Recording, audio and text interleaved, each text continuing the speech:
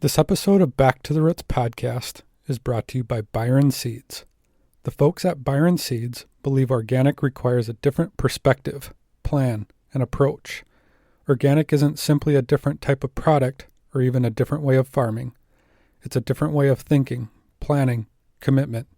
It's a different philosophy on how to feed the world. Many won't understand, but the people at Byron Seeds do. We're owned by organic dairy farmers. We not only have the product, but we plan, manage, and execute organic. We speak your language, we share your struggles, and we laud your successes. Organic isn't a way of doing business, it's a community. We learn from each other. We're in this together. We'd be glad to talk cropping plans, management systems, the road to profitability. We understand what you're trying to do. We're farmers just like you. Visit us at byronseeds.net or give us a call at 800-801-3596. And thanks to Byron Seeds. This episode of Back to the Roots podcast is also brought to you by Soil Biotics. Soil Biotics Organic Growth Boost is a liquid humic acid product that promotes the conversion of nutrient elements such as N, P, and K into forms more available to plants, thereby improving uptake of nutrients, micronutrients, and water by plants. It also improves the biological structure of the soil by helping to neutralize both acid and alkaline soils. Soil Biotics SB4400 is a liquid product containing a combination of living beneficial microorganisms that allows plants to take in nitrogen from the atmosphere, enhances natural growth promoting functions in the plant, and can increase organic matter and CEC in the soil. Soil Biotics organic products are formulated to work together to provide a continuous beneficial growth environment to meet all of your organic agricultural needs. For product details, visit soilbiotics.com.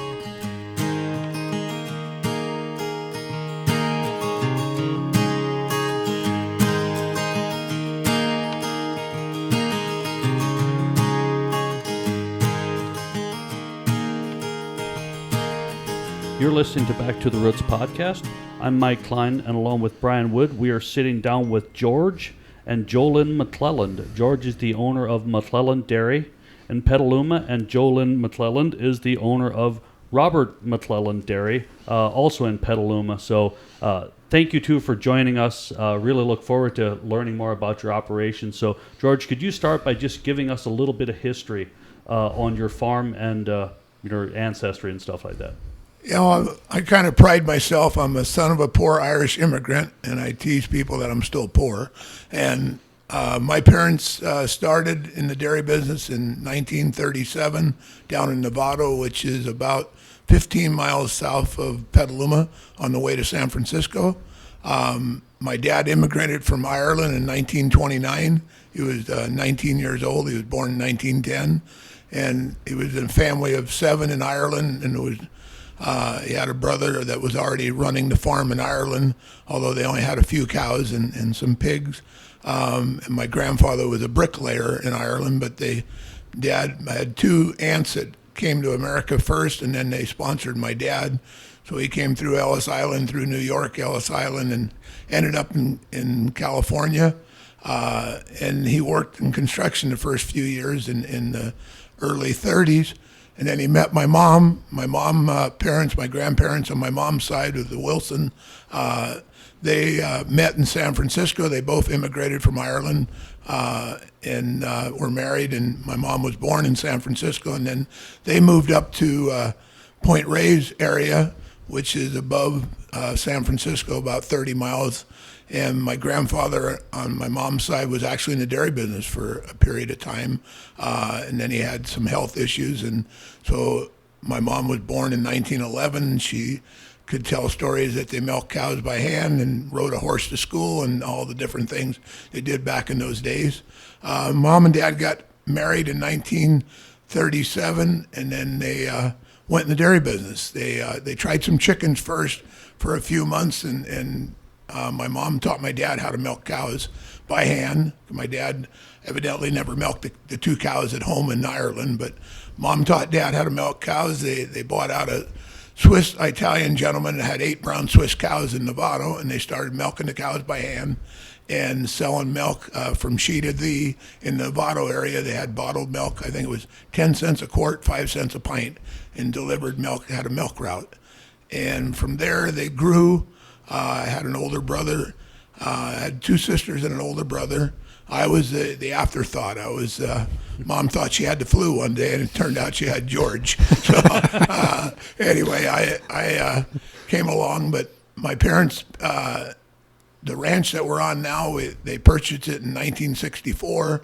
My dad had rented part of the ranch for replacement heifers, the pasture heifers there in the west of Petaluma out in the Two Rock Valley in the early 60s.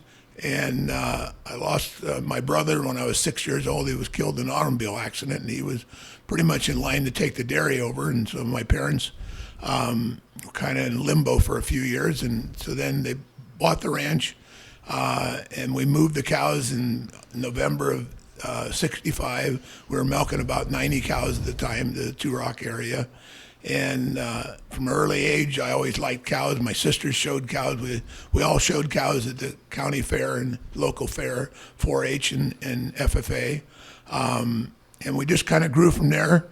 My wife, Dora, saved me a seat on the school bus when we were both in 9th grade. And from there, I married my high school sweetheart. And she only lived 2 miles around the corner, so we didn't have to travel too far to go dating. And we just kind of grew. We have 3 children, 2 daughters and a son. And we went from 90 cows to 150 cows to 200 cows. And in the 80s into the 90s, I lost my father in 1987, passed away at 76 years old. And he had won some awards for quality milk. We always believed in producing the best quality milk. And he was stated in the paper that, if you couldn't make a good living milking 200 cows, you shouldn't be milking cows. And of course, he shook his head when we went to 300 cows. We got a bigger milk tank. He thought I was a little crazy, but we wanted to grow a bit and had the opportunity. And so today, in 2021, I think we peaked about 2,000 at 1,100 cows milking. We started to look at organic back in 2001, 2002. A local processor that we were selling our milk conventional kept saying that he had a San Francisco market for organic milk, and he'd really like us to look at it. And we had a lot of registered cows. We had showed cows in 4-H and FFA, and we had quite a few. I think at the time we had like 600 registered cows, and we had about 50 excellent cows. We did quite a bit of showing and embryo transfer work. But we had a lot of ups and downs in the dairy industry. There'd be years we would make money. There's years we'd just skimp by. We never lost a lot of money, but there was years that it was just tougher. And when the processor told me that he would pay us like $24 or $25 for organic milk, it really, when I first looked at it, it was more of an incentive, a financial incentive to look at this situation.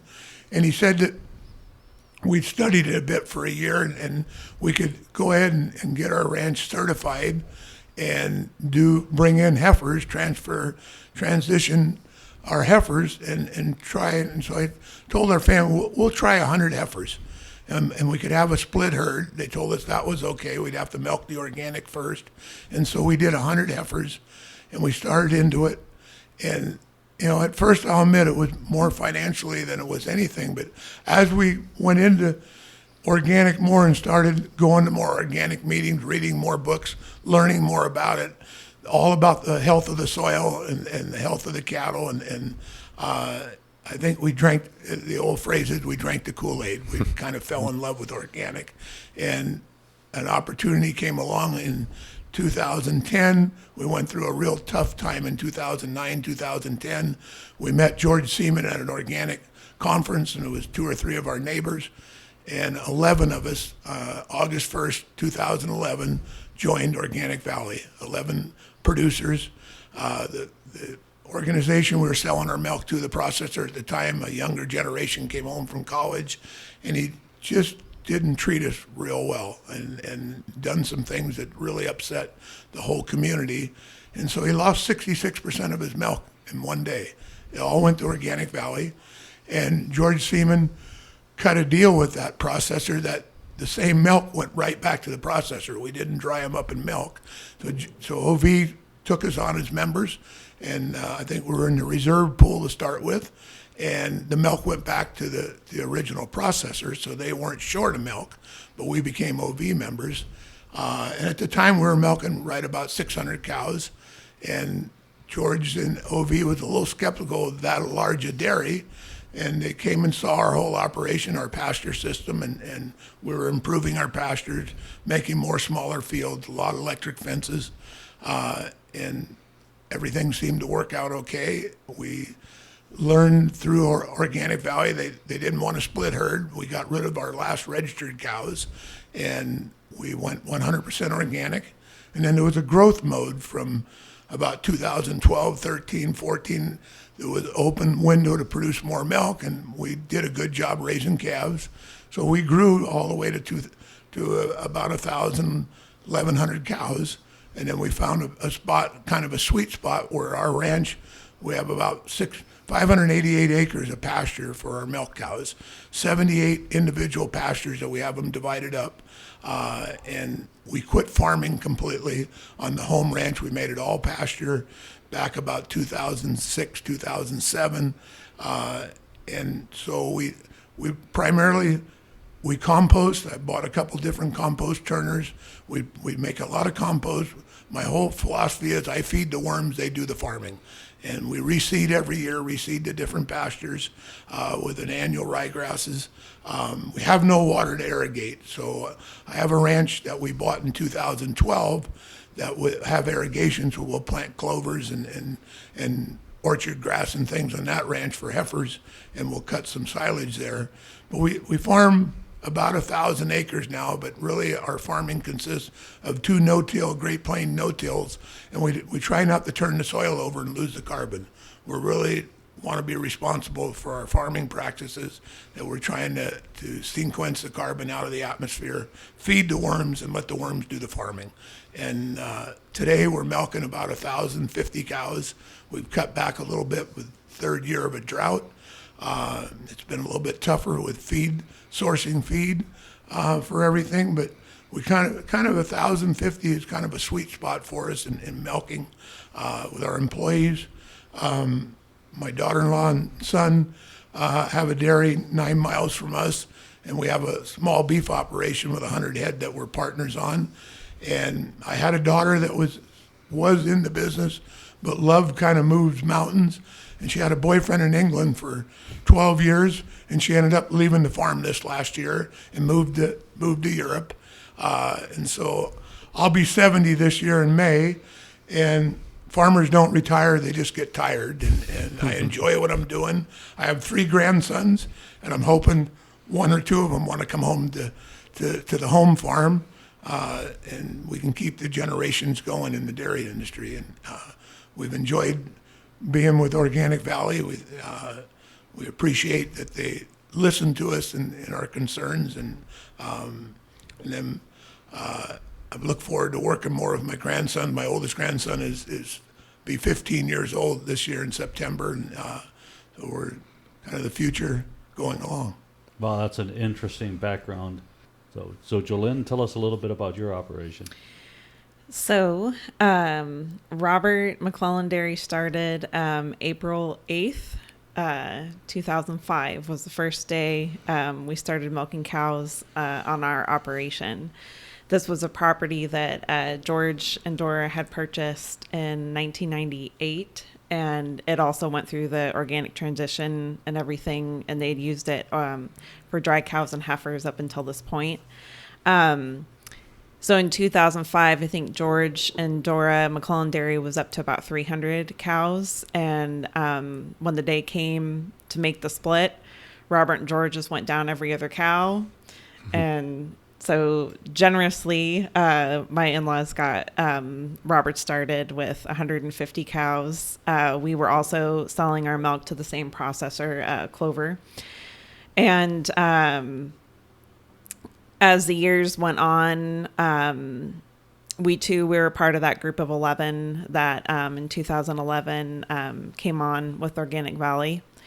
And now today we're up to about 260 milk cows. We're on 200 acres.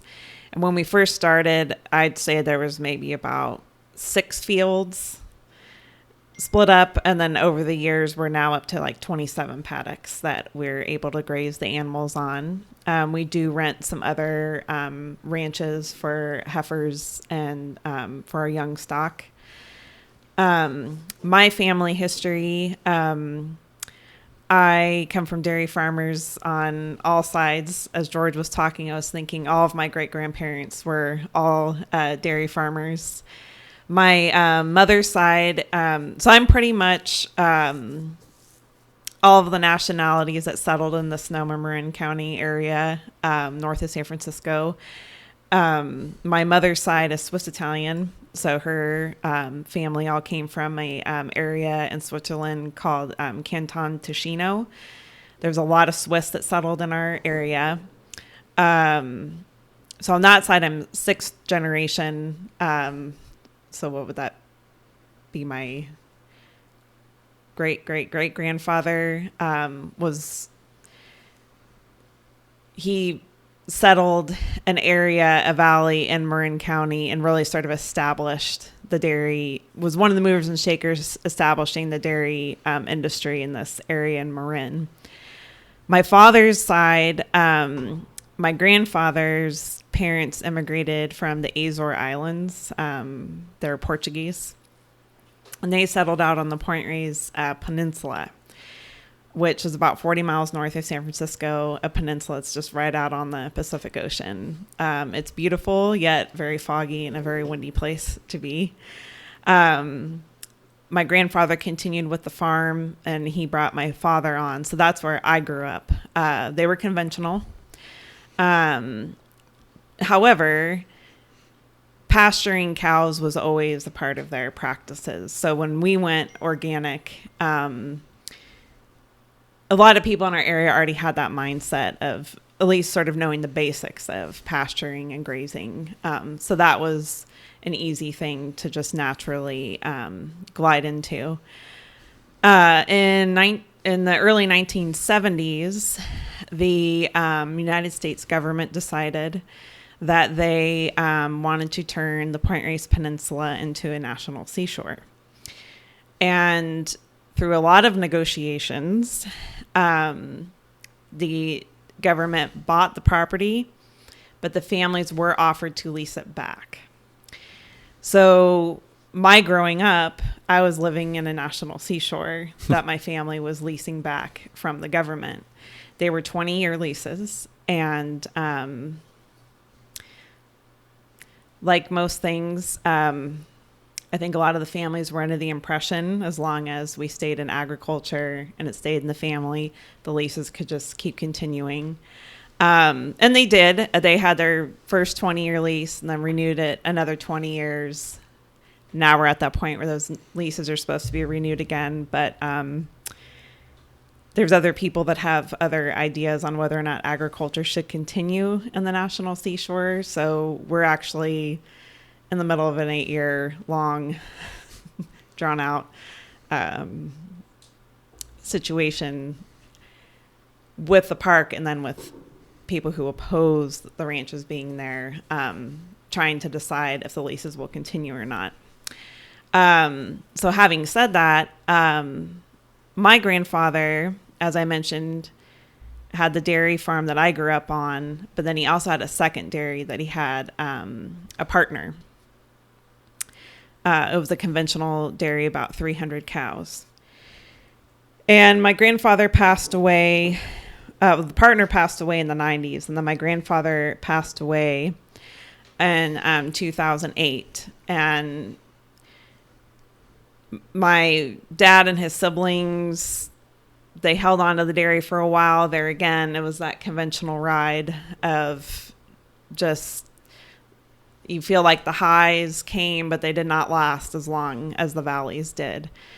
So they made the difficult decision in 2010. My father actually sold his conventional dairy, and then they also sold this second conventional dairy of my grandfather's.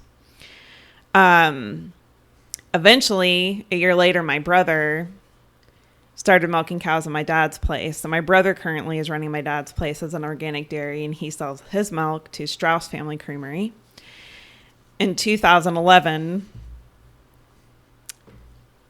what was tough in that 2009-2010 time period was Robert and I were a young married couple, young farmers wanting to grow, but the old processor that we were with Clover had put us under a base, and our base was low. We were still making a lot of loan payments and what have you. So it was a very, very tough situation to be in.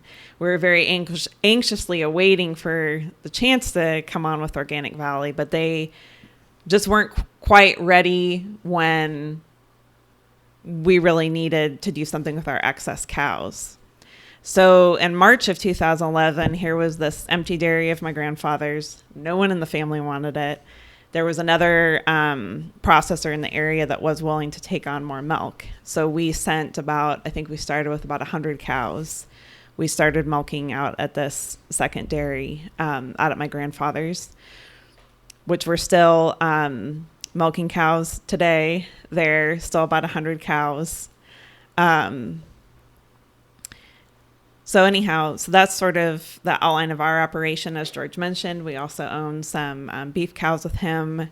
And because we have border collies, my husband has also expanded into the sheep area as well. So he added the sheep for the border collies, not the border collies for the sheep. Yeah, it started with 10 sheep, and now we have, I think, 150 ewes. Oh, really? On one of our other another property that we rent, yeah. So, is there a good market for sheep out there?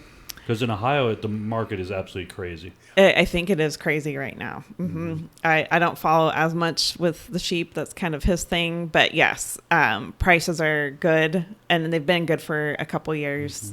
Mm-hmm. He also does a little bit of direct marketing with it too. Okay. So, and it's a great... they're neat animals, and what we've learned, especially as our kids have gotten older, it's a real nice step for them because they're littler. They kind of learn animal handling a little bit more. The cows can sometimes be a little bit intimidating when you're a little guy. So yeah, it's been a fun other adventure to get into. Yeah, we were talking earlier, Brian. I got 3 little lambs from a neighbor that had quads and triplets, so I got some lambs, and I knew nothing about them, but they're kind of cool. They're cute. Yeah. And then my sons show market hogs, so we really have a lot of different species. So on your dairy, you guys started organic. Yes. Like you were never conventional in transition. Correct. Because, George, you were organic at the time, and then you split the herd with Robert. Yeah. So you started organically from day one. From day one. We were milking about, I think, 600 in 2005, but we had figured out with Robert's 4-H FFA project, he had X number of cows, and then we just gave him, figured he needed at least 150 cows. So we went through, and he wanted some of the registered ones too. And so we went through, and every other cow he picked, and just... till he got 150, so then he went, and then we gave him 150 heifers, but we made him pay for the feed. He was trying to work his way out of that. But he got the heifers free too, and I go, I don't mind helping you. I'm not going to give you everything. So, what kind of breed of cows do you have? We got Holsteins, and then in 1987 we had a new neighbor come into the area with some Jerseys. And one night with a few Coors Lights, I ended up with a Jersey heifer calf in the back of my pickup, in an extended cab pickup, and started the Jersey business. And today we milk about 250 Jerseys and about 700 to 750 Holsteins and 800 Holsteins. And the Jersey cow, when we've sold surplus cows, we've never sold the Jerseys. Because the Jersey actually walks, some of our cows will walk 1.5 miles a day going out on the pastures over the hills, and the Jersey cow is the most economical to go out and walk, smaller frame cow. And we're getting paid more for protein and butter fat, and so tried to enhance more Jerseys all the time. And we're breeding a different cow today than we did back in the 80s and 90s. We were breeding the registered cows to win in the colored shavings in Madison. My daughter showed a couple cows at Madison. And so today we're breeding a smaller, confined, more of a strength cow that can handle organic substance and go out and walk and produce milk on grass. But we still we still don't crossbreed. We still use straight Holstein genetics, but we're picking for a little bit smaller frame cow with more strength, really good udders and good feet and legs and high butter fat. And then the Jerseys also, we're looking for more strength. When we pasture for 140 to 150 days, and usually we average around 140, because we're dryland farmers. If it doesn't rain, our pastures dry up. But we notice the cows will get thinner as the season goes on, so we're breeding for stronger cows. We've kind of changed our philosophy in selection of bulls.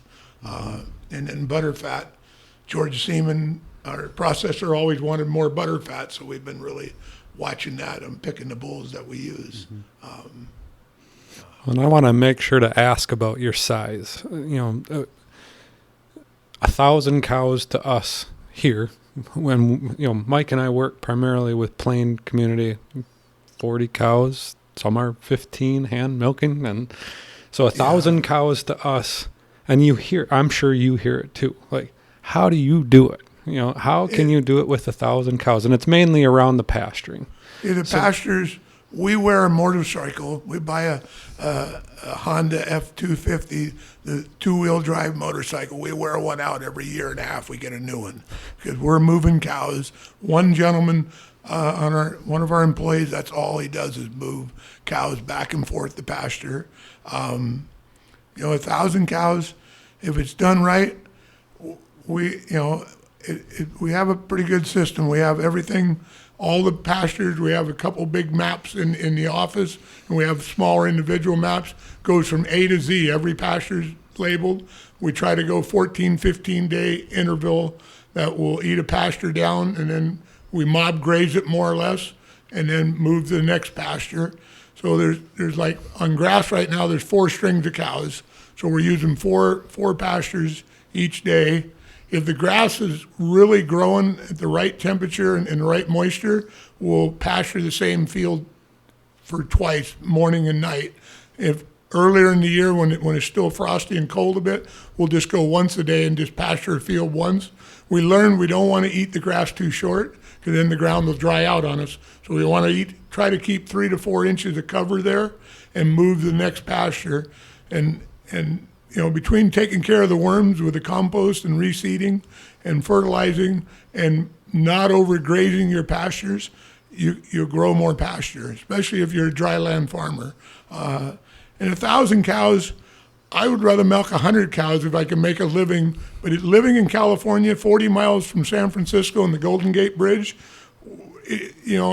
we grew, but it enabled us, our family. My father started in 1929, immigrating from Ireland, and we've grown. We own 4 ranches, and I'll probably be in debt the rest of my life because we have a debt load. The last ranch we bought was $3.7 million for 277 acres, but when we bought the ranch in 1998 that my son and daughter-in-law have today, we actually gave them that ranch, and if we didn't grow in cow numbers, there was no way we were going to be able to expand and buy ranches and build the system that we have. So the average size dairy today, I tell people I'm actually a small dairy in California, because the average size dairy in California today is somewhere closer to 1,800 cows. There's some 10,000 cow dairies within a couple hours drive of our farm. And 1,000 cows is a lot of cows, but on the other hand, I wouldn't want to milk more than that. 1,050 seems to be our sweet spot. And we built our operation, but we grew slowly. Going to Organic Valley in 2011 when there was that growth mode, we were doing a good job raising heifers, and we had the heifers. Today we breed about 35% of our cows to beef bulls, because it's not profitable to raise an organic heifer costs us $2,300 to raise a heifer and then turn around and sell her for $2,000. We kind of figured out that we're using more beef bulls. We're breeding sex semen to our virgin heifers and our first and second calf cows, and then the rest are getting bred beef bulls. But it's a challenge, but we've grown into it. It isn't something that we just had 1,000 cows overnight. We started with 100 cows, and we grew over the years, and we built the barns. Because when we purchased the ranch in 1964, we moved there with 90 cows. There was no loafing barns or anything. So over the years, my wife put a moratorium on me because she wanted to remodel the house, and she says, "You're not going to build another cow barn till the house gets built." We were about 2/3 of the way building the house. The carpenter were redoing the kitchen, and a load of lumber come in, and she goes, "I thought we had all the lumber." I said, "We do. That's the next loafing barn." I said, "We're building the house," and the deal was if I built the house, I got to add another loafing barn. So we were adding another 200 cows to the loafing barn. And she questioned me a little bit about getting so big that maybe there'd be stress. I could see if we didn't, because the land values where we live, the last ranch we bought, we paid $14,000 an acre. I mean, the land values, and we needed to grow to a certain size to grow the feed, to do everything. And so we did it. And I think I myself need to come out there and actually see, because for me, 1,000 cows is mind-blowing when you think of the management it's going to take for all your paddocks and your grazing and everything. Right. And I can't imagine having, 600 acres of contiguous land to graze on where I'm from. Right. That 600 acres is 6 farms. Right. So I think for me to actually understand it, I'll have to actually see it in person. No, you need to come out. You a promised me you were going to come out 5 years ago. I know. I'll be out there. I promise. And we're still learning. We've learned a lot in the last 10 years. I don't think. And the more the graze magazines and the organic things and healthy soil, the more we get the soil healthier, everything works. I think we got way better pastures today than we did 5 or 10 years ago. And you can see the composting really works. And we have a flush system that we flush the barns, but I'd really like to change it to a scrape system and have build one big composting barn where I could compost in the winter months. And people ask me, "Well, gee, can we buy manure from you?" I said, "No, I can never get enough manure." We have about 3,000 acres altogether from rented land and everything. And I never have enough manure to fertilize the pastures. So yeah, it's. Well, and I think he brings up some good points. I think because even myself, thinking about the 260 cows we milk at one place and the 100 at the other, you're like, how do you even manage 1,000 cows? But he grew into it. Mm-hmm. And it's also the management of the pastures. I don't want to throw fellow farmers under the bus, but I'm sure you both travel around and you see, just because the size of a dairy is smaller, if they're not really managing the pastures or doing things right, that really doesn't make them more organic than somebody who's bigger, who's really got the grazing That's a really good point. And the reason I asked the question is just because and I'm sure both of you have heard it. You're smaller at 260 and at 1,000, George. You've gotten the questions, I'm sure. There's people, there's neighbors still think today that there's no way you could pasture all those cows on that ranch. Well, I own 350 acres on the home ranch. I rent all my neighbors around me, and I pay big rent because all I got to do is open the gate.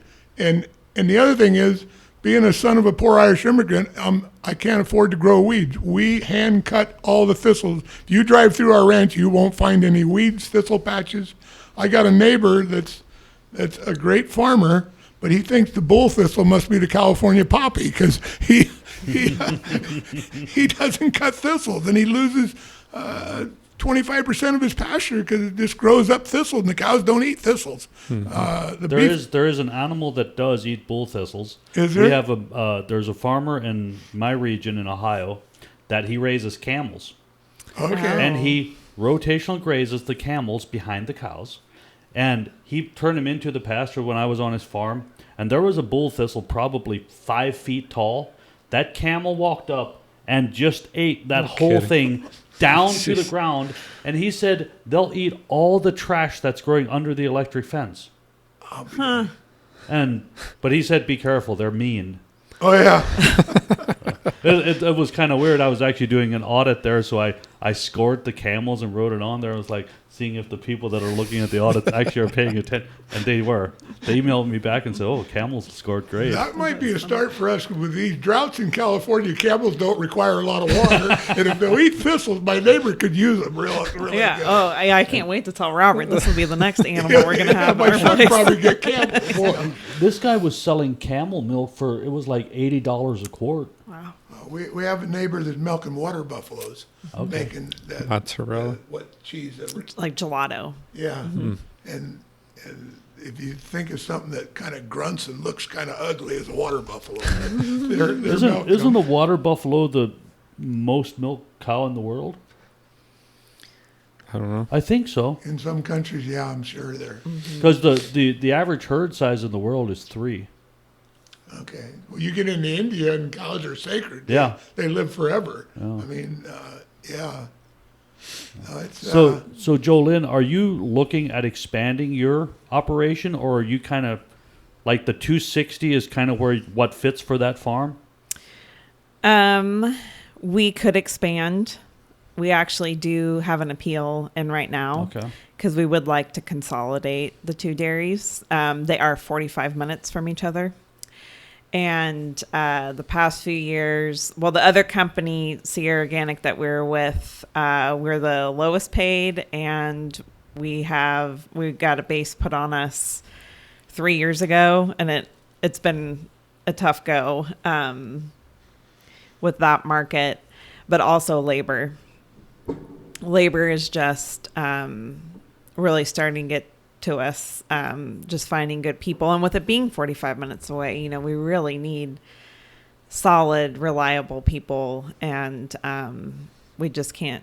We had good people for a long time. And this past year has been pretty tough, among all the other complications with the government and the legal things. So, yeah, we would like to try to consolidate and bring everything home, But then in the next breath, we would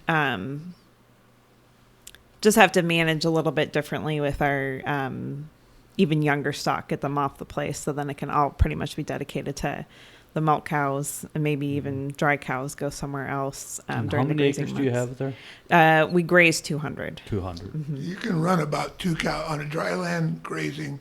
2 cows the acre works about right. Mm-hmm. Okay. You want to get at least 35% for 120, 30, 40 days. Mm-hmm. You get over 2 cows, because like our home farm, the baby calves leave at 5.5 months old, go to her. I was fortunate the girl that I married had a farm that she inherited. It was 2 miles away, so we moved the heifers. Our baby calves go there and stay there to their bred AI, and then they're moved to another farm.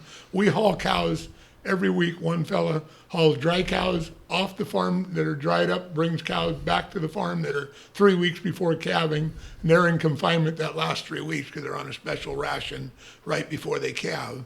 The first calf heifers, they can be out in pasture and calve with no problem, but the older cows, we like to feed them a complete TMR with minerals and everything. It seems like we have less ketosis and less retained placentas and things if we really scrutinize in their ration.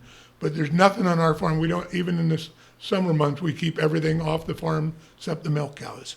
So, and then we groom the fields. We spread manure, spread compost, harrow, reseed. So when the first rains come, like this year, when the first rains came at the end of October, we got 10 inches of rain.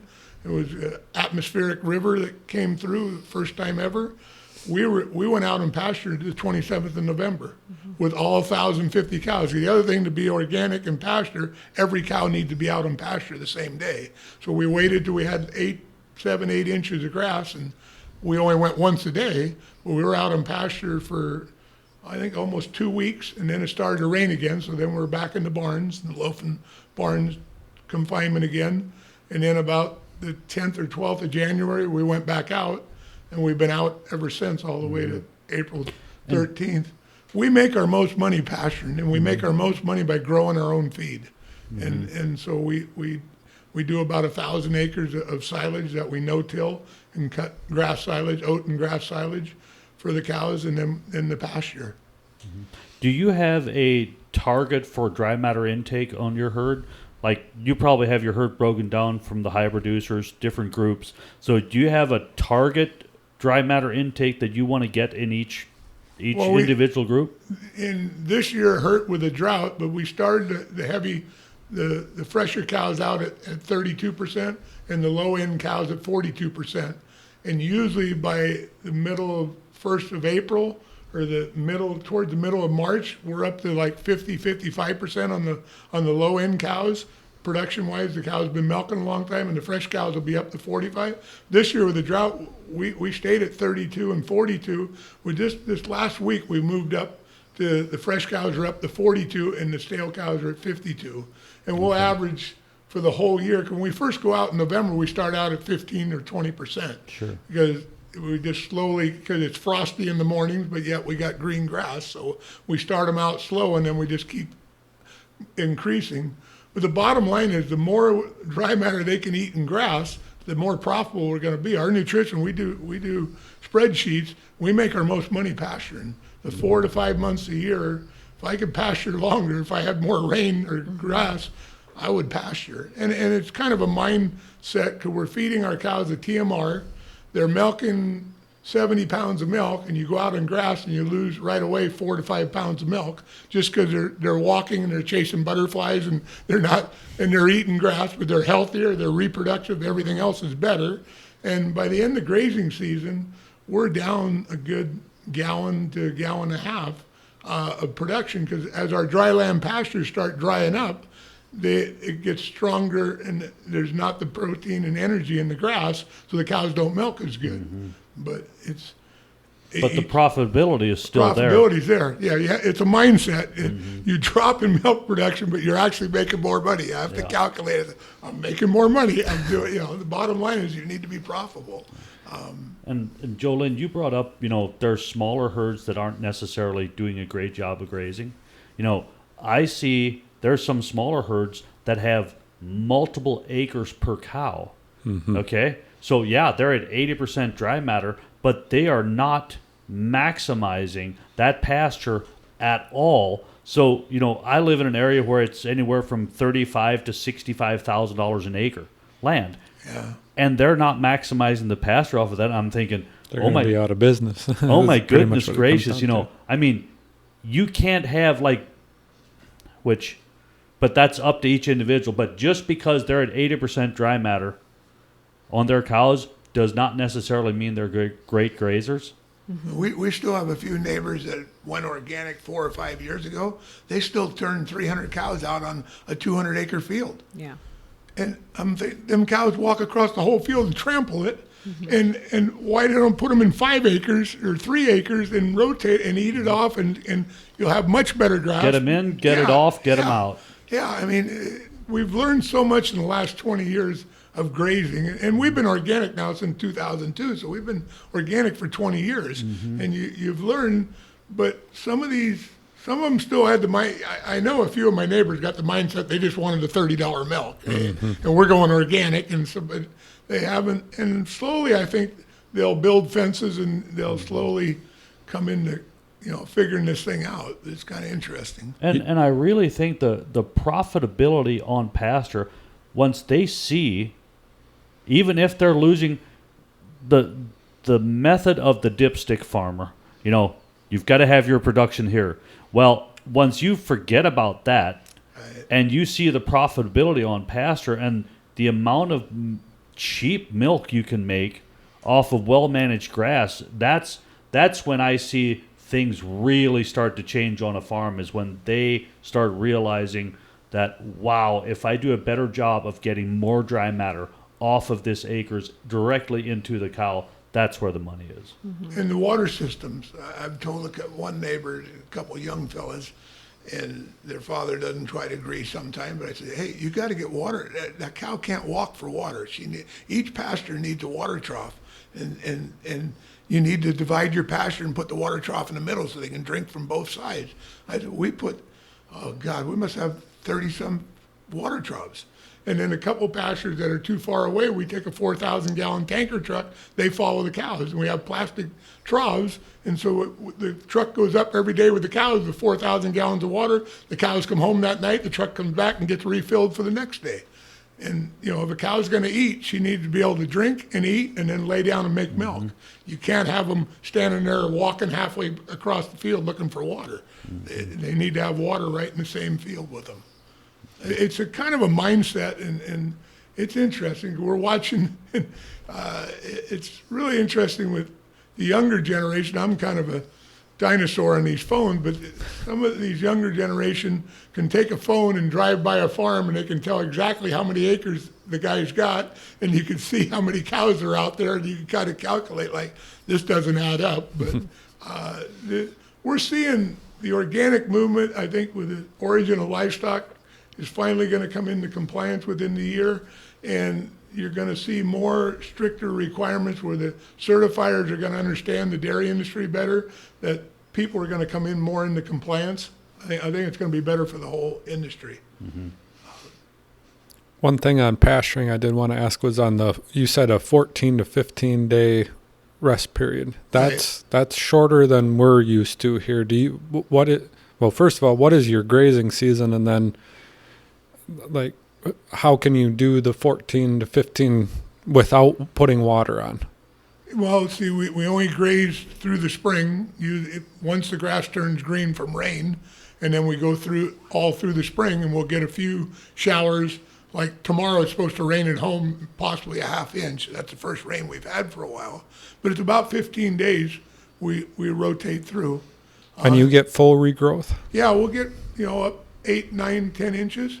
And you need at least 6 to 7 inches, especially the cow that's on 50%, 55% dry matter. She's got to get a full mouthful to get, I drive by some place and I see cows grubbing the ground. There's no way they're going to eat 30% even. They can't eat enough. They'll wear themselves out trying to eat that. A beef cow can do it. She'll be out there all day. But either the guy's getting no milk production at all, or the cow isn't getting 30% grass. You need 7, 8 to 10 inches of grass to turn them cows in, and then let them eat it down to about 3 to 4 inches, and then pull them out and let it grow again. Yep. If you eat it too short, it takes too long. And we did some trials 15 years ago. I had some heifers in the wintertime home, and I put them in a couple fields. I thought, well, I'll just eat this off with some bred heifers. Those heifers damaged that ground. When the 1st of March rolled around, I was going to put milk cows in there. It took forever for that, the worms and the whole soil structure to grow grass. You can't over abuse it in the wintertime. You need to rotate them. And when you have that almost bare soil, the sun beats on it, it's going to kill the microbes. The worms are going to go deeper. Right. Like dries out. Yeah. Because in Ohio, and I think it's pretty much the same in Indiana and Michigan, like they might be on a 15 to 20 day rotation, like the first time like through to get their grazing wedge, but then we're generally 30 days. Okay. 30 days, but a lot of guys are going in at maybe 16 inches and taking it down to 8. See, so they're leaving more residual. Let it get too long, it'll head out on us. Oh. Because they're perennials. Some of them are annuals. But as when we get into April, we get some foxtail now, and then if you let it get too long, then it wants to go to head. So you want to keep it a little bit shorter. We'll even go in sometime and set the rotary mower at about 8 inches and just clip the top of anything that's headed out a bit, so then it'll come back up and then bring the cows back in. A couple of neighbors, one neighbor does a really nice job. He'll actually go in and swath a field and then turn the cows in the next day on the windrows. And we tried that a little bit, but then if some of them crap on the windrow, the next one isn't going to eat it. No, we're about 15, 16 days and we'll go. Now, if it's real cold, and when we first went out in November, we got frosty 28-degree morning, we don't turn the cows out till the sun comes up, till the frost melts. We learned if you turn cows out on frozen ground, they break the grass. and they're not going to want to eat it when they first go out there anyway. They all stand there and look at you like, what's the iceberg lettuce for? So you want the sun to come out, and so then we got to hold them to usually 8:30 in the morning. Then we let them out, and of course the fresh cows are back in the barn by 12:30, so they get a 4-hour window to eat grass. But we make sure we got the tallest grass for those cows because they got the least amount of time for the window. And the fresh cows, we keep them closer to the fields, closer to the milk barn. The tail end cows go further up and over the hill. Well, I think it brings up another interesting point, because I know I've had some people question me. I think not only just the size of California and the farms, but also, as everyone's fully aware, we're in a drought. And, how are things? Is your grass already brown? And it's like, well, no, because you can be in a drought, but if you have your rains timed right, the grass can keep growing. This year, unfortunately, the situation is we didn't have any rain from January until April, where we're mostly getting most of our rain December, January, February. So that has slowed the grass growth, and everyone's worried how long the grass will last. Because like our grazing season, we define it from November 1 to June 30th. Because the grass is green during that time, but same, like he said, sometimes it isn't all the way up to the 30%. It's lower as we get going. Sometimes we have to take a break if the fields are too wet or what have you. But so right now it is green at home for those that are wondering here on April, whatever day we're in. But we just need it to keep it going. Like, if you have another summer of drought, like you did the last couple years, is that putting the dairy businesses in serious jeopardy in your region? Well, it won't be a summer drought. We don't get rain after May anyhow. So it'll be another fall if we get into November, December next year and it doesn't rain. Our real rain season usually starts sometime in November all the way through March. Usually January, February is our real wet months. December can be some years. And this year, for some reason, it started raining in October. We got 10 inches of rain from like the 26th or 27th of October. We had 10 inches of rain in 3.5 days. It was just atmospheric river came through. Which was basically the total rainfall that we had the previous rain season. Yeah. Oh, wow. The season before, I think we got like 8 inches or 8.5 inches. You look at the paper, it's like, wow, we got all the rain in 3.5 days. But you needed that spread out a little bit through January and February. So then in December, we were out on grass in November, the end of November through December a bit. Then it started to rain heavy again. So then we were back in the barns. Well, then it quit raining January 7th. So by the 15th, as soon as it gets dry enough, my upper fields, out went cows. We went out again, and then it never rained again. I mean, keep thinking, it's going to rain, it's going to rain.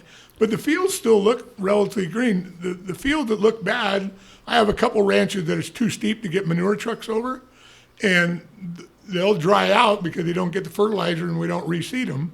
And some of the beef guys, they actually in March had grass starting to turn brown. Really? Especially where there's rocky areas where it's shallow soil. But our home ranches, I was still amazed how much, and we get dew in the morning. We'll get some fog some days, so we get some moisture because I walk every morning and my shoes are wet because I walk about 3.3 miles every day. I go check water tanks in the wells and I check the fresh cows, the calving barn, and I walk up over the hill and check the back dam and back around. And it takes me about an hour and 20 minutes every day. I do my walk. Go to the milk barn first at 5:30, and by 7 o'clock, I'm back in the yard, and I meet my outside guys that are coming to work, and we discuss the day, what went wrong during the night or whatever. But I was amazed. I think the healthier you get the soil, you can actually live through a drought to a certain extent. Jerry Brunetti used to call it drought-proofing your farm, where he said you're building soil like an accordion. And he said that way you're going to retain moisture, so a wet year or a dry year, you're taking out the major ups and the major downs, which always made sense to me. I had a really good neighbor, Richard Hughes. He didn't believe in compost. I go, yes, Richard, when we compost the manure, the pile shrinks down and you lose a lot of the nitrogen, so it's not as strong as regular manure, but it builds the soil like a sponge and it holds the water when we do get rain and the worms work through it. It feeds the worms. He's now using compost. It took him a while. He kept asking me, but 10 years ago, he did. And I said, yeah, you can go out and spread liquid manure, and you're going to get much more growth from the liquid manure because it's a lot stronger, but you're also going to get a lot of foxtail and weeds come faster than the compost. But if you put the compost in, and what we'll do is we'll compost 1 year, and we'll liquid manure, not real strong. The real strong liquid manure, the stronger stuff out of the bottom of lagoons, go to the farm ground that we farm, that we just no-till and put oats and ryegrass on. But the pastures, we use the lighter water, and then we use the compost. And cows would rather eat that grass because if you get it too strong, cow doesn't like it either. I've seen a neighbor where they had really strong, they spread way too much manure. And here a couple of years ago, he got a no-till and he planted a bunch of ryegrass. I think he had so much nitrogen coming up in that green ryegrass, he had cows aborting. He had dry cows kicking cows. And, and the veterinarian thought he had leftover, he had something. And I said, I bet it's that ryegrass. You've spread so much manure in those fields, and your ryegrass is so deep and green, it's beautiful, but they're getting too much nitrogen going into that system. And I said, start feeding them some hay and move them a bit. You know, eat it off with other cows, and don't keep the same dry cows in them same fields. That was Paul Spalletta. They had probably 10 cows aboard on them. And that was the first year it was the second year they had the no-till, and they started planting ryegrass, but they spread, you can put too much manure on land too, and over fertilize it. So does your grass go dormant during the summer? Oh, it goes completely dry. Completely just browns out. Brown. We had the rut tour, one of the first rut tours that came out 10, 12 years ago. 10? No, we've been in OV since 11, so that's probably about 9. 8 years. Yeah, 8, 7 or 9 8 years ago. We were OV producers a couple of years. So they did it in California.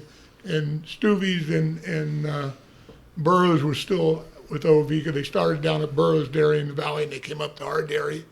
And they came down the back through the bus, and I got on the bus and I said, well, this is McClelland's Dairy, and well, where's your grass? I said, you have to picture, this is 20th of August. This is like the 10th of January in Wisconsin. That snow drifts out there. You don't see any grass. You come back here in December and I'll show you green grass. But right now, this is like snow. I go, we have no green grass. It dries up. And we learned another thing about dry grass. You want to leave some residue at the end of the year. Don't eat it off too short, because then when the first rains come, because you'll no-till new grass seed and you'll fertilize, but if you leave some residue, that's your fastest grass to grow again when the season starts again. You don't want to overgraze either. Because I had a concept was, well, I'll have these beef cows and a couple of the heifer ranches. When the grass gets real dry, there's not much protein, I'll be feeding the heifers. In the summer month, I'll feed them silage. I'll put the beef cows in and we'll eat this off. Well, you eat it off too short with beef cows, and then it takes forever for that ground to come back again the next year. You're leaving some reserves there to give that new growth, that spurt that it needs. Well, you see the picture about tall grass and the root structure underneath. The taller the grass is here, the bigger the root structure is underneath. The shorter the grass, there's no roots. So you eat it off too much. Even if it's turned dry, you eat it off too much, you damage the roots underneath for the next year, especially with the perennial. We're still learning. Oh, yeah. You know, it's kind of exciting, really. The beautiful thing about when you got 78 different fields, you can plant different things and do different little experiments, and you're not doing the whole ranch, but you can try different things. And the cows will tell you, too, in production, what they like the best. Have you tried some things that really blew you away how good it worked, and then some that were just Well, I tried planting clovers and orchard grasses. But our soil is fertile. The ryegrass outgrows and outshades the clover. Clover would be great, but clover grows very slow. And we're going for tonnage of grass with that many cows and milking. Orchard grass didn't like dry land. I didn't probably have the right orchard grass. We instead of planting a tetraploid, we plant a diploid. Diploid doesn't quite give you as much tonnage, but it leaves out and it's better grazing. So we use an Italian diploid ryegrass is what we plant. and we put about 25 to 30 pounds every year. And people go, you reseed every year? I go, yeah, 30 pounds of ryegrass seed at 60, 70 cents a pound is only $21. You realize those trucks of alfalfa are $400 a ton coming in the driveway? All I got to do is grow another ton of ryegrass for a $30 investment or $40 investment. It's a hell of a lot better than buying that load of hay. Oh, yeah, I guess, yeah, when you think about it that way, yeah.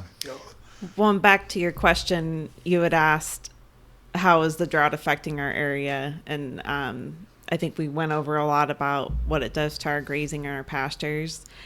Now, having all that rain in October did help people's water storage situations, but a lot of us, we store our water in freshwater ponds, and then that's what waters our cows all year. So that was a good shot in the arm. However, now that the rain has stopped, it's not continuing to fill those ponds. So there are neighbors, George, people that have had to haul water just to water their animals. So I know now sometimes dairymen say things and they don't always follow through on them. But there were some last summer that said, if we have another summer like this, we're going to be done. With this not being an ideal rain season for growing pasture, in turn, you're not growing as much silage. So now everyone's working with less silage again. And we're all back in the same cycle of all fighting over hay, which is also limited because the whole West is in a drought. So it is having a significant impact on the prices of things, the availability. So to go back to answer that question, I there was a 400 cow dairy that sold out last May, organic dairy. A lot of decisions went into that final decision, but definitely hauling water was one of them. And there might be a couple more we might lose over the summer. What do you see the future of dairy looking like in California? And we hear a little bit about the controversy around water, like I'm sure hearing like if the wrong or right, depending on who you're talking to, person hears a farmer is hauling water just to feed their cattle. Well, shouldn't happen. What do you see happening with all that in your climate out there? We went through a drought in 1976, 77. We hauled water. We had another drought in the 80s. So I believe in, warm climate warming. We had 2 years ago in September, it hit 112 degrees. We've never had, my cows thought they went in the microwave or something. Somebody turned it on because we're on the coast, and we don't have fans or misters or anything like they do in the Central Valley because it averaged over 100 degrees every day in the Central Valley where we're cooler. So there is definitely some climate change to a certain extent, but I think we'll be back to a wetter. We're planting more trees. We did a healthy soil with the CDFA, and I just cleaned another canyon. We just ground blackberry bushes. I'm going to plant more trees. And if everybody would plant more trees and maybe drive a couple electric cars, we might turn this thing around to a certain extent. I still think if you're a good dairyman, you take care of the soil, take care of your cows, there's still gonna be room for dairies in California. Of course, I'm 70, so time will tell. But if you really enjoy dairying and enjoy looking at and working with your cows and watching your dairy, I still think there's I'm hoping and thinking there's still, and I can see with the soil, if you keep building your soil and get your soil healthy, and like us now, our reservoir is almost filled with all that rain in the end of October and December, but yet our wells didn't come back up. So I'm still hauling 2 loads of water a week. I have the one ranch 9 miles away that we purchased that has an artesian on it. So we go over there, we have our own water, and we have our own water truck. We have 2 of them. So we just send one fella goes over twice a week and brings 4,000 gallons of water back home. It's an inconvenience, but you kind of, it's just part what of choice part of do you have? doing things. The thing is, in a drought year, we haul less manure. We normally haul a lot more liquid manure and pump manure. Well, we don't have as much to pump this year, so we have to haul a little bit of water. The feed is going to be the worst because you talk to different people on the whole West Coast, and you get up into Oregon, there's shortage of water and snowpack, so it's going to affect our alfalfa. We bought a certain amount of hay last year out of Idaho, and then just mind-boggling. But the almond growers, one fellow sent me and showed me pictures. They had a big freeze on the almond right when they were blooming in February. Showed 12-inch icicles hanging off the almond trees. They lost 60% of the almond crop. Really? In California, and there goes your organic almond hulls for extra feed, and so that's going to hit us. And I think we're going to get somewhat of a corn and wheat crop. If they get one or two more small rains, they'll make a certain amount of wheat and wheat and barley.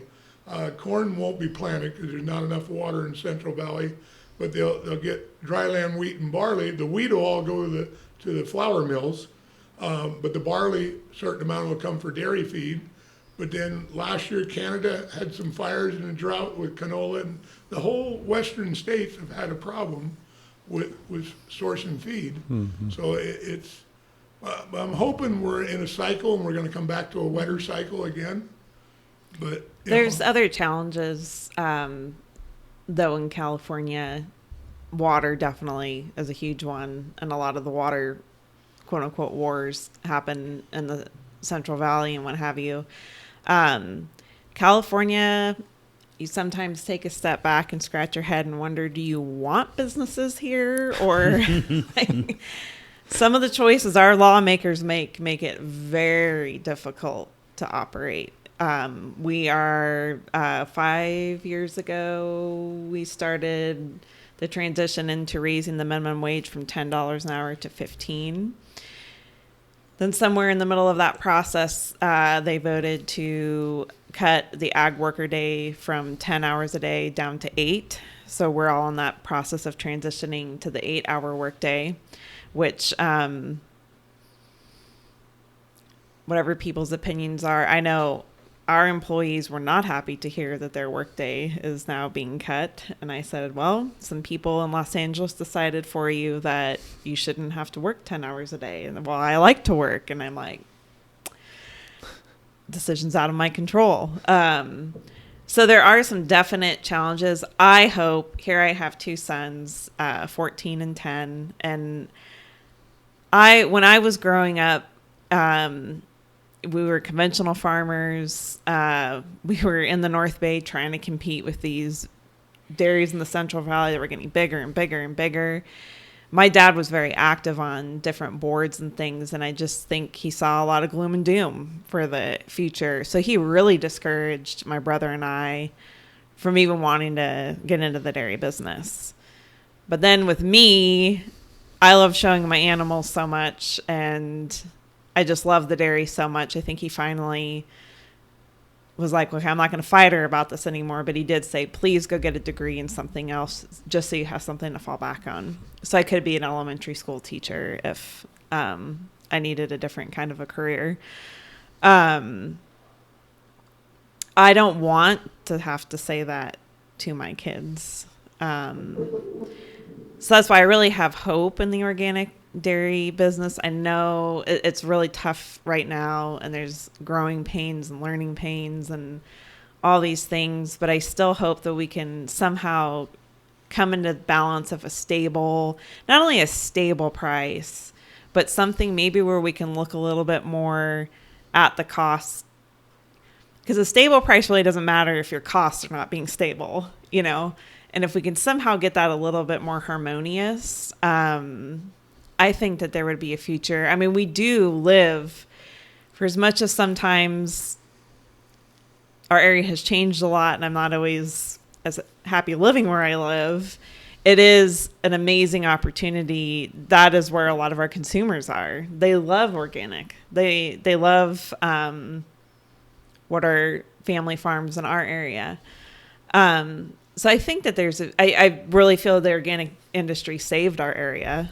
There would have been no dairies left. Robert and I would not be doing, if George and Dora didn't give us this wonderful opportunity and help us get started, if my family didn't give us the opportunity to take over that lease of my grandfather's, but the third thing, if there was no organic milk market in our area, there is no way we would have been able to start in the dairy business, because people gave us opportunity, but yet we still had to take out loans and buy equipment and buy animals, and then also buy quota, because California has their own California quota system. The different. Whoa. Okay. Whoa. He can explain it better than me. California has a milk quota system? Oh, yeah. Brian, were you aware of I this? had no idea. It started the Gonzales Act in 1967 because the price of milk kept going up and down, and you had small processors, and all of a sudden you'd be shipping to a processor and they'd drop you, or they didn't have that much sales. So with a quota system, it gave each dairy, my parents at the time were in 1967 were milking about 95 cows. We were at the current ranch that we moved to, and I forget, they got like 200 pounds of quota. And then if somebody didn't give them a place to ship milk, they had quota guaranteed by the state, they could go to another processor and ship milk. And in 1967, 80% of the milk produced in California was going in class 1 into the bottle. Today, about 21% of the milk in California goes in the bottle. I mean, California just grew leaps and bounds in the 70s, 80s, 90s, became the largest producing state in the union. And so we've had this quota system. We bought quota over the years. And at the peak, the last quota we bought was in 2019, I guess. The federal order came in November 2020, or no, 2019. We bought quota in 2018. We paid $550 a pound. When we would make some extra money, it was like a 13% return on investment. If we were shipping the milk, buy quota to cover it, because you got an extra $1.45 or $1.50 a hundredweight by owning a piece of paper. So we would buy more quota. I never bought stocks in my life, but I bought quota. At one point, 13% return. Return on investment, yeah. Yeah, it was. And so for our area, quota is a big deal, because in our area, no one's really expanding at the rate anymore that some of the dairies in the Central Valley can, although it's even getting harder for them too. So this was sort of another way to add value to our product, was buying more California pool quota. Well, if you're already shipping the milk, and you could buy pool quota, give you a 13% return on investment, instead of getting bigger, because geographically you couldn't get any bigger, your size dairy with your land base and everything else, and water, feed, everything, you could buy quota and enhance your milk check. So we bought quota. In 2018, when we bought the last quota at the home dairy, our total base of quota was worth like $2.8 million. We went into a federal order, and to go into the federal order, they voted in that they were going to still keep the California pool quota system as a separate system, so it wouldn't be thrown out, because it was close to $1 billion worth of paper on all the milk covered in California that people own quota. But then you had producers that milked 10,000 cows with no quota. Well, then they charged everybody, it's like 38 cents a hundredweight to help pay for the quota. So right away, the guy milking 10,000 cows with no quota, he sued the state of California that he didn't want to pay for it for the do-gooders in Sonoma County that had quota, or his neighbor that had quota across the street. The guy with no quota didn't want to, and so we've had 3 different lawsuits and battles, and right now it's our quota dropped from $550 a pound down to, got as cheap as $150. Right now it's about $300, $320. There's still trading. There's still some guys buying, some guys selling out. And it could get voted out, or it could get phased out over a period of years, and it's still. So can you sell your quota? I could sell my quota tomorrow for probably, if I got 5,000 some pounds, I got 300, I'll get $1.5 million. But then right away, right now my quota is making me 30,000 a month extra. All of a sudden I lose that revenue. I'd have $1.5 million to go pay off a farm loan or something, but then I'd be $30,000 a month short on cash flow. So the quota doesn't really, it has nothing to do with how much milk you can or can't ship. Right. It had nothing to do with it. Did back in the day, but it outgrew it. It's just something that adds value Adds to value you. to the people that own quota. And anybody could buy quota. But then there's a certain segment of dairies, and then they de-pool. They don't even want to be in the federal order because the cheese plant will pay them more than what the federal order is. So some of them de-pool and, do their own thing to a cheese plant. It goes back and forth.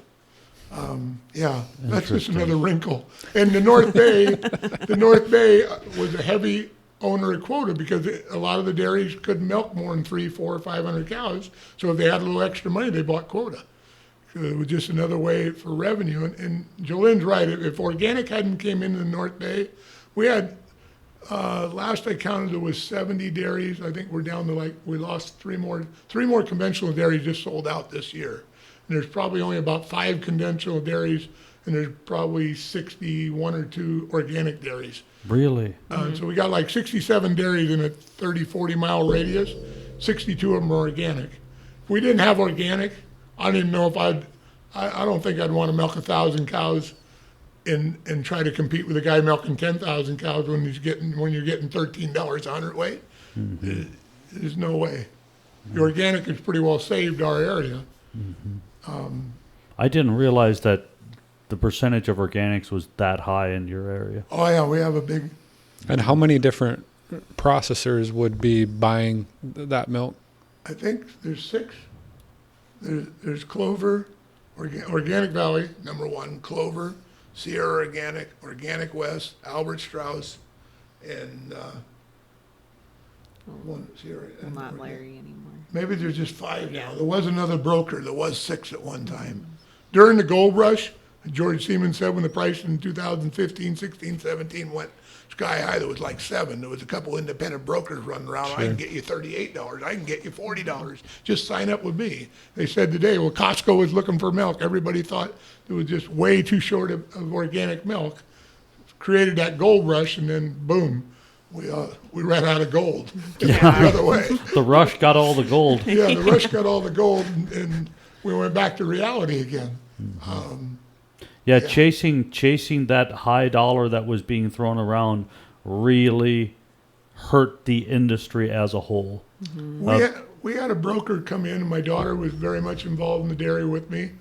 We had a broker come in, and the neighbor brought him in and offered us $40 a hundredweight, and we were getting 37 or 36 from OV at the time.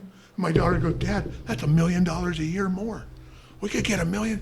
And she was all excited. And so I'm asking her, what guarantees? Where are you going to go with? Oh, I got this contract. You have a contract with Safeway, a solid contract for how many years? Well, no, not really. We're just working. He had nothing. And I said, we ain't going anywhere there. We just bought another ranch. We had debt to pay. I go, if this thing falls through, not that I'm a genius, but it fell through. It lasted about 8 months, and the whole thing went belly up. That broker's gone. And the 4 guys that went with him, they admitted Bobby Camosi was the worst mistake he ever made. But they're looking at this $1 million. For us, it would have been $1 million in a year. I just remember we're all sitting in these meetings, and I just remember saying, guys, yes, this is a lot of money. But what was one of the other reasons that made organic attractive? Stable pay price. I said, are we making a deal with the devil right now? If we want the really high, that we're going to have to accept the very low. And that is exactly what we left behind in the conventional milk market. Yeah, because conventional's done this for years. Mm-hmm. But whenever it's high, it's never going to drop back down. Yeah. And, I was just in that mindset of, if my boys want to do this, I want something to be left behind. I don't want to be selfish in my generation, taking more than the market can handle and ruining this opportunity for anyone else.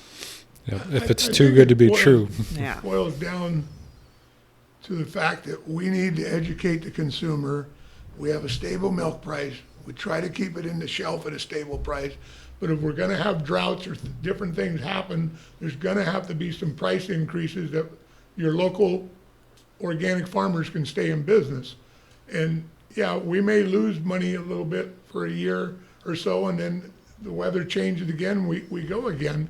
But I think the consumer would understand that because they saw gasoline go from $3 a gallon to $6 a gallon. I mean, but milk hasn't changed. Milk went up 25 cents a half gallon or 50 cents a gallon.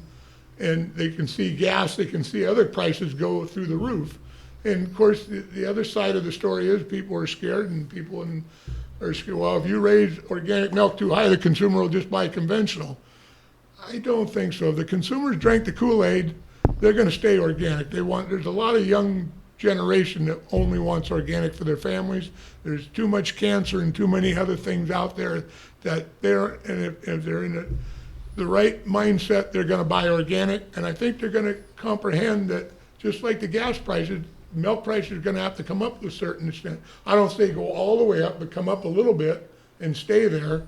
I think we're going to have to see that to a certain extent. I don't know if there's a point that OV's got to subsidize farmers, that they lose money for a while, or the farmers are going to lose money, or a little bit of both till the thing turns around again. But everybody's seeing these high grain prices. The guys in Maine and Vermont saw the soybean meal go to $1,700 and the corn prices. It's just not the West Coast, it's the East Coast. Yeah. I think the center, like your family, they're self-sustained, they grow all their own feed. I don't think they've hardly been hurt at all with this inflation The only, okay, so the ones that aren't grass-fed, our bean meal is $1,900 a ton. Okay. So the bean meal prices, people just aren't feeding it. Okay. Right. So we're seeing production come back down, but I think that is one of the real attractions to grass milk right now is the high bean meal price. Right. And we can raise a lot of forages in our area. Right. So the self-sustaining guys, but even the off-grid Amish farmer, they are all running either a natural gas or a diesel generator for their milking. So they are seeing the increased fuel prices.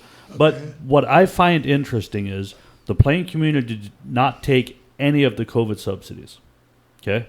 Okay. And they still said 2021 in my region was the best year they have ever had. Wow.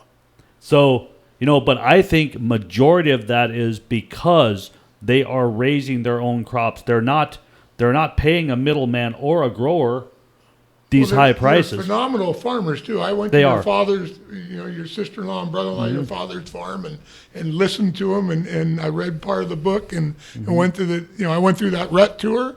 I was just totally amazed at what you go out there and plow 4 acres with 4 horses all day long. It's mind-boggling. And their mindset of helping the neighbor. Like your brother and sister farm, your dad's home farm, they help the neighbor just cross the field get started, and everybody works, and the community works together. It's pretty It's really the older I get, the more I realize like how neat of a system that the community I grew up in and actually live in is.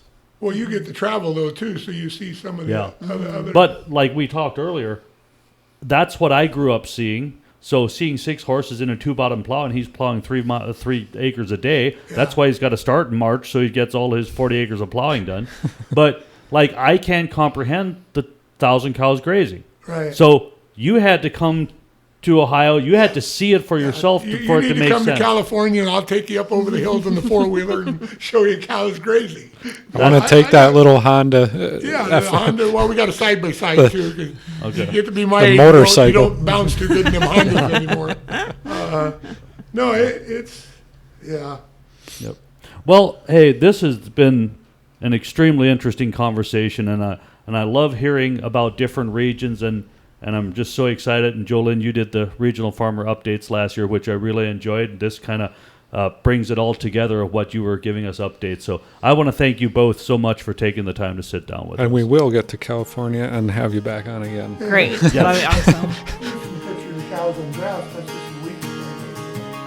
We'll put that up if you send it to us. But thank you guys. Oh,